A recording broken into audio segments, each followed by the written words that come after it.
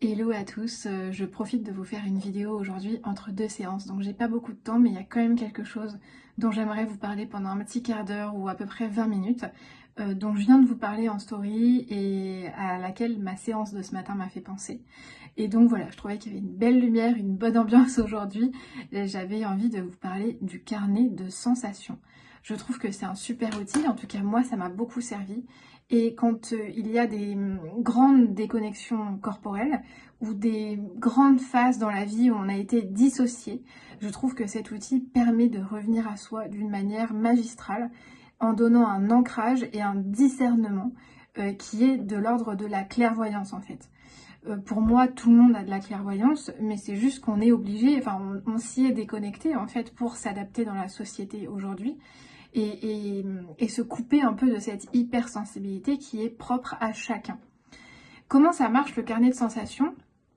Eh bien tout simplement, je fais une petite parenthèse, là où je suis vraiment très contente, c'est que ma cliente ce matin m'a dit j'en reviens pas, après 5-6 séances ensemble, en fait je commence à sentir les différentes énergies et les différentes ambiances quand je suis avec telle ou telle personne. Et ça redonne suffisamment de présence pour travailler sur le discernement. C'est-à-dire qu'elle a capté des choses qui lui ont toujours paru normales chez une personne de sa famille et qui aujourd'hui lui offrent la possibilité de regarder ça autrement. Et donc elle me dit, ben voilà, en fait je réalise que telle personne avait tel comportement que j'ai toujours considéré comme normal, surtout quand c'est la famille proche, soit les enfants, soit les parents, hein, souvent les parents. Qu'on a mis sur des piédestals en fait, parce qu'enfant c'est les seules figures de sociabilisation, c'est les premières qu'on a, et ça prend souvent des années, et parfois ça n'arrive jamais, que leur rôle, que leur situation et leur fonctionnement soient remis en question. Donc pour moi ça s'appelle de passer d'un regard d'enfant, ascendant-descendant, à un regard d'adulte, où là elle voit cette personne comme pour la première fois de sa vie, avec des yeux d'adulte, en voyant ce qui est normal ou pas selon elle. Dans le nouveau monde qu'elle est en train de construire, où elle apprend à sociabiliser de manière saine, eh bien, c'est des mondes qui s'effondrent, hein. À chaque fois, je donne cet exemple-là. Mais pour moi, c'est un peu comme dans Inception, le film. Je trouve que c'est une belle image pour montrer comment les mondes à l'intérieur de nous-mêmes s'effondrent. Et je trouve ça fascinant. Donc c'est un gros travail de deuil en fait, hein. C'est-à-dire que moi dans mon accompagnement, je n'offre pas des outils, je n'offre pas une nouvelle vision de la vie, mais par contre j'aide très souvent, si ce n'est pas à 90% du temps, à lâcher en fait, à lâcher des scénarios obsolètes, à lâcher des façons de faire, des fonctionnements qui pèsent trop lourd et qui ne sont plus adaptés à un corps qui est régulé. Naturellement, le corps, quand il est régulé, va tout de suite sentir ce qui est bon ou pas pour lui. Et donc, j'en reviens à cette histoire de carnet de sensations. Comment ça marche, en fait ? Peu à peu, donc c'est ce qu'on fait en séance, mais on peut le faire aussi naturellement dans sa vie. On va se rendre compte que dans telle situation ou avec telle personne, là, il va y avoir un petit resserrement de gorge, ou alors un mal de dos, ou souvent on se rend compte que à chaque fois qu'elle m'appelle, je suis fatiguée. Ou quand on rentre d'un endroit ou d'un week-end, au lieu d'être rechargé, comme c'est censé être dans nos cercles intimes et sociaux, c'est censé nous recharger, et bien parfois ça peut arriver qu'on se sent très fatigué. Très fatigué, pourquoi ? Parce que dans cet espace, on a joué un rôle, on a mis un masque, on s'est abandonné en fait. On s'est suffisamment abandonné pour que le corps, pour qu'on oublie notre corps, et on a donné notre pouvoir à l'extérieur. C'est-à-dire que pour m'adapter, je vais être quelqu'un pendant un instant, et en fait quand je rentre chez moi, je suis crevée, parce que je me suis abandonnée tout simplement. Le carnet de sensations, c'est ça. Ça peut être dans son téléphone ou dans un carnet si vous aimez bien écrire. Moi, je sais que je le faisais dans mon téléphone. Je listais en fait dans chaque lieu où j'allais ou dans chaque situation, quand j'avais une sensation, sans savoir ce que ça veut dire, je notais la sensation. Et en fait, ça finit par faire des colonnes, c'est-à-dire que on voit que la même sensation revient plusieurs fois. L'idée, c'est de savoir quel est le lien dans chaque situation où la sensation s'est manifestée. Donc, dans tel stage ou dans tel cours de poterie ou quand j'ai fait mes courses ou quand j'ai parlé à telle personne, là, ma gorge s'est serrée. On ne sait pas pourquoi. Et l'idée, c'est pas de chercher à creuser, à attendre, mais elle a dit ça. Et donc, si ça vous intéresse, vous pouvez le faire. Mais on peut s'y perdre aussi à chercher le pourquoi du comment. L'idée, c'est vraiment de repérer la sensation qui s'est manifestée et l'émotion derrière. ah oui, bah là, tiens, je me suis sentie comme une merde en fait dans cette conversation. Ou ah oui, bah là, en fait, je me suis sentie dénigrée, je me suis sentie humiliée, je me suis sentie triste. Et vous pouvez noter l'émotion qui y est associée. Ça peut être de la honte aussi, hein. Souvent la honte a beaucoup d'endroits de resserrement dans le corps. Et vous pouvez voir aussi les pensées qu'il y a derrière. Ça peut être intéressant d'observer le système de pensée dans lequel on est pris. Par exemple, après avoir passé un week-end entre amis, on peut observer les pensées qu'on a dès le lundi. Si on a des pensées plutôt joyeuses, qu'on trouve que les gens sont beaux dans la rue, ou au contraire, si on a des pensées qui vont venir dénigrer ou amener du stress, ou avoir des peurs du futur, ou alors être plutôt nostalgique, très mélancolique, etc. Tout ça, c'est intéressant de venir l'observer comme si vous étiez un laboratoire vivant de ce que vous êtes en train de vivre dans votre vie. Et ça s'appelle l'expérimentation, à mon sens, qui est essentielle pour apprendre à se connaître et pour connaître ces mécanismes, de devenir l'observateur de ces fonctionnements naturels dans la vie, sans stress, en douceur. J'observe comment je fonctionne et comment je suis conditionnée. Plus je vais faire ça, plus je vais me rendre compte que finalement il y a des situations qui me font plus de mal que de bien. Et là où c'est intéressant, alors ce n'est pas de dire oh bah là en fait j'ai trop mal dans mon corps donc hop hop hop ça dégage. Moi j'ai eu tendance à faire ça pendant un temps, c'est pas l'idée parce qu'après ça peut ramener beaucoup de culpabilité. Ici l'idée c'est d'agir depuis un endroit juste. Si vous sentez que quand il y a des personnes qui vous appellent au téléphone et que ça vous fait vous sentir confus ou perdu ou un peu dissocié, bien je vous invite à y aller petit pas par petit pas. Ça va être des prises de décision et c'est excellent pour le système nerveux d'y aller doucement en fait, c'est-à-dire raccourcir la conversation. Ou alors si vous êtes dans un repas, vous levez, activez un peu les jambes, montrez au corps que vous n'êtes pas bloqué, allez aux toilettes même si vous n'avez pas envie d'aller aux toilettes. Je donne souvent cet exemple-là, mais mine de rien c'est quand même un super exemple en fait pour le corps, parce que c'est pas l'action qui compte ou ce qu'on raconte comme bobard en fait. C'est l'idée de prendre la décision, de mettre de l'action dans mon corps, même si je suis dans un endroit où je me sens bloquée, où je me sens mal. Et de sortir de la peur, en fait, d'observer ces sensations, ça sort de la peur. C'est ce que je disais dans mes stories tout à l'heure. En fait, ce qui se passe quand on se reconnecte au corps, on va sentir des resserrements, des boules dans la gorge, et tout de suite, le premier réflexe, ça va être de dire « Oh non, j'aime pas, j'en veux pas, hop hop hop, ça dégage, ah non, mais je veux pas sentir ça ». C'est un peu comme les personnes qui ne pleurent pas pendant très longtemps. Les premières fois où elles vont pleurer en thérapie ou dans des stages ou avec des gens avec qui elles se sentent en confiance, eh bien ça peut être des gros chagrins, des gros sanglots. Moi je m'en souviens de mes premières séances de thérapie ou mes premiers stages, j'avais des larmes en fait et j'étais moi-même surprise de l'intensité qu'il y avait derrière, tellement c'était des larmes qui ont été refoulées pendant des années. Quand le chagrin sort d'un endroit profond dans le corps, ça peut prendre des formes assez impressionnantes, intenses, et on peut se laisser submerger. L'idée, c'est de sortir de la peur, en fait, de la submergation. Je ne sais pas si ça existe ce mot, mais c'est de sortir de cette peur, en fait, de se dire c'est horrible, c'est horrible, c'est horrible. Mais non, de pleurer, c'est très bon signe, en fait. C'est un nettoyage énergétique, ça permet à l'énergie de circuler. Quelqu'un en bonne santé émotionnelle va être quelqu'un qui va souvent pleurer dans la semaine, d'autant plus les femmes avec leur cycle, mais les hommes aussi ont des cycles, et c'est très sain de pleurer en fait. Et quand on commence à montrer au corps que ce n'est pas grave de pleurer, en fait c'est pas dangereux, c'est pas grave d'avoir mal, de crier, d'avoir des sensations dérangeantes, ça s'appelle l'inconfort. Et plus je reste avec l'inconfort, hein, c'est ce que tous les grands sages disent dans leurs livres, plus j'apprends à rester avec l'inconfort, plus je montre à mon corps qu'il y a un endroit plus vaste en moi. C'est ça la sécurité dans le corps, c'est apprendre à rester avec l'inconfort de manière safe et pas de se sentir submergé. Et donc par exemple pour ce qui est de pleurer, plus je vais un tout petit peu pleurer petit à petit, par exemple quand il y a un petit deuil à faire, vraiment les gros deuils c'est encore autre chose, mais quand il y a des deuils à faire ou des fins de relations d'amitié ou amoureuses, il va y avoir du chagrin qui va venir par petites doses. Et c'est très bon signe de montrer au corps que, ok, aujourd'hui je pleure un peu, mais je ne plonge pas dans la submergation. Mais, bref, ça existe ou pas ce mot, mais je l'aime bien, il représente bien ce que je veux dire.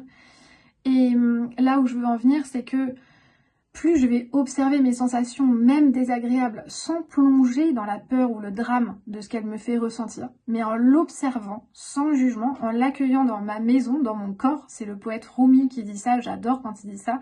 d'accueillir chaque émotion comme des étrangers et que je les accueille sans jugement en fait, comme des parts qui font partie de moi et qui ont besoin de considération. Voilà ce que je voulais vous dire pour aujourd'hui. Donc le carnet des sensations, c'est un super outil que je trouve vraiment passionnant et qui permet d'augmenter sa clairvoyance. Et c'est, pour finir, là où je trouve ça encore plus magistral en fait, c'est que quand je travaille sur ma propre clairvoyance à l'intérieur de moi, je peux encore une fois détecter sans jugement si ça vient de moi, si ça vient de l'autre, en fait peu importe. Mais par exemple moi c'est quelque chose dont je me sers beaucoup dans mes séances, c'est-à-dire que je sais exactement à l'intérieur de mon corps les endroits de l'emprise, de la manipulation, de la dissociation. Et en séance, c'est de ces sensations-là dont je vais me servir pour vous guider en fait, parce que ça me montre dans quel système vous êtes vous aussi. C'est-à-dire que vous allez très vite comprendre, plus vous allez sentir vos sensations, plus vous allez comprendre que dans telle ou telle situation, vous êtes dans un égrégore énergétique qui appartient souvent à l'autre en fait, dans laquelle l'autre est. C'est-à-dire que si vous êtes dans un gros système de domination avec quelqu'un, ben évidemment que cette personne-là est elle aussi dans un système de domination avec quelqu'un d'autre.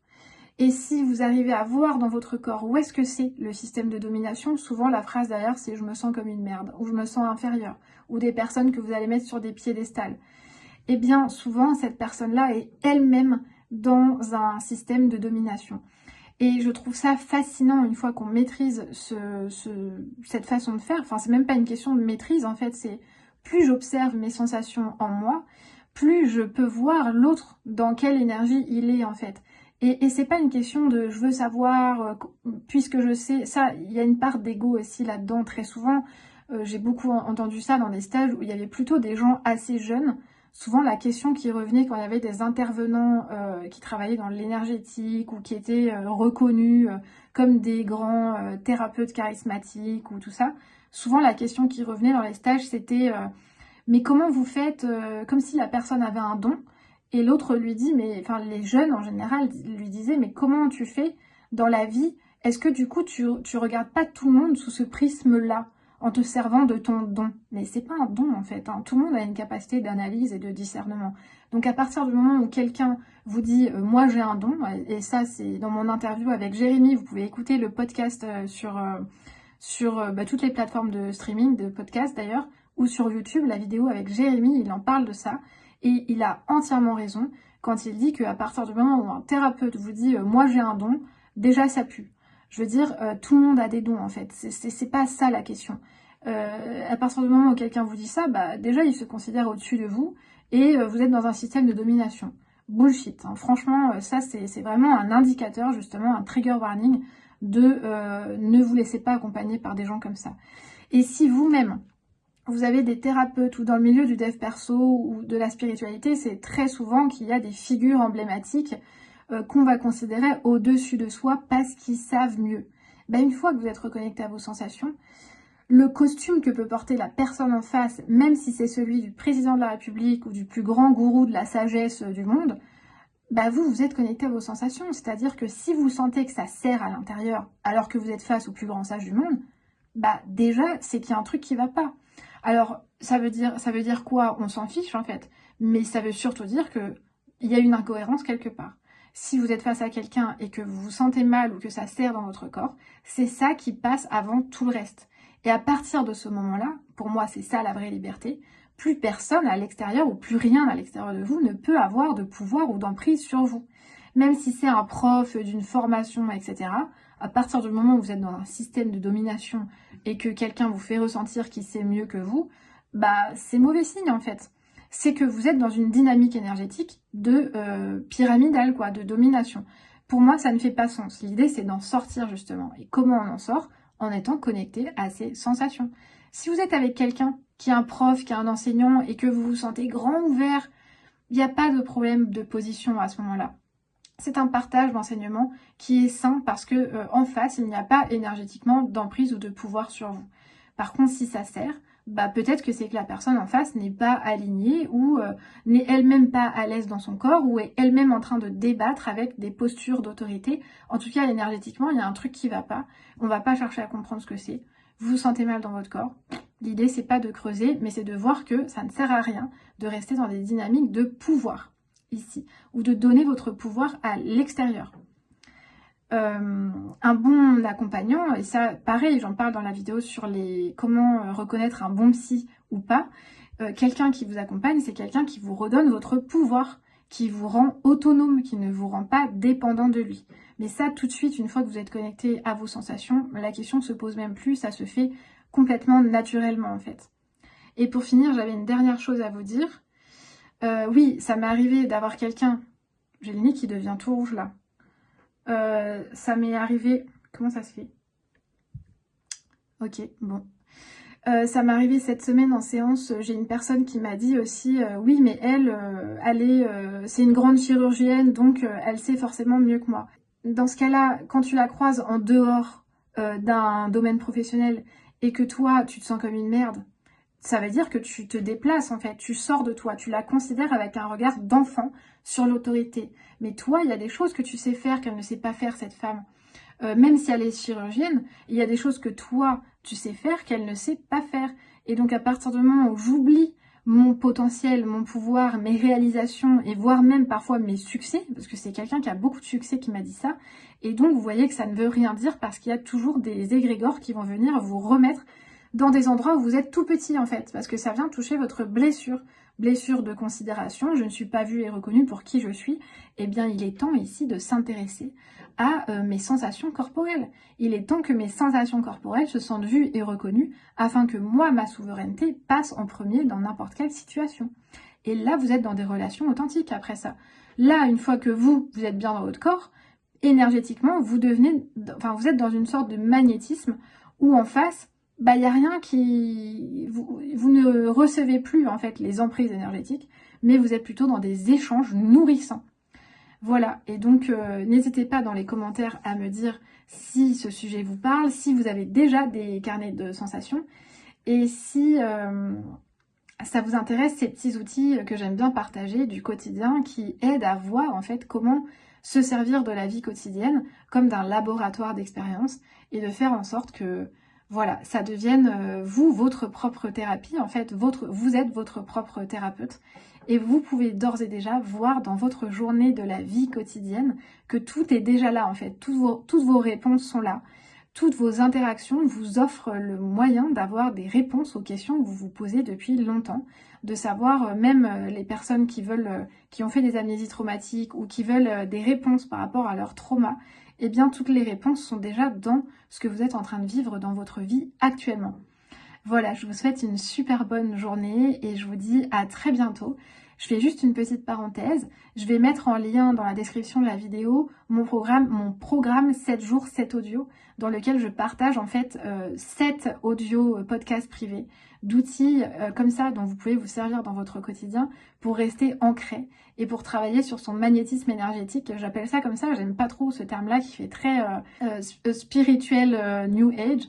Mais en tout cas, je trouve que ces outils-là dont je vous parle sont ceux desquels je me suis servie, exactement comme le carnet des sensations. D'ailleurs, c'est bizarre que j'en ai pas parlé dans ces 7 audios-là. Et à la fin, je mets une méditation somatique que vous pouvez faire à chaque instant de la journée. J'ai eu beaucoup de retours de personnes qui faisaient de l'anxiété, que ça a beaucoup aidé. Et dans ce cas-là, je vous invite à ne pas hésiter à vous procurer ce programme-là. Si vous hésitez à prendre une séance avec moi, le coffret est à 45 €. Ça vous donne déjà une idée de comment j'accompagne, quels sont les outils qui me parlent et comment vous pouvez devenir autonome dans votre vie quotidienne. Donc ça, c'est super. Et dernière chose, je vais sans doute proposer très prochainement de faire des méditations privées, c'est-à-dire sur mesure, à vous. Je vais réfléchir à comment mettre ça en place, mais pareil, si c'est un sujet qui vous intéresse, il y a plusieurs d'entre vous qui m'ont posé la question. J'aimerais bien mettre ça en place prochainement. Et si ça vous intéresse, n'hésitez pas à me le dire en commentaire. En attendant, voilà, je vous invite à écouter mes podcasts et me retrouver sur Instagram. Si vous avez envie de faire des appels découvertes, c'est possible. J'en parle jamais parce que si je mets un calendrier à disposition, en général, j'ai beaucoup de réservations, mais très peu qui viennent pour l'appel. Donc je préfère que les gens viennent directement me poser la question en message privé et on organise un appel découverte ensemble. Donc n'hésitez pas, je vous le dépose ici, c'est tout à fait possible. 15 minutes d'appel gratuit pour voir un peu si votre situation, si ce que je propose pourrait vous aider dans votre situation. Et voilà, je vous souhaite une très bonne journée et je vous dis à très bientôt.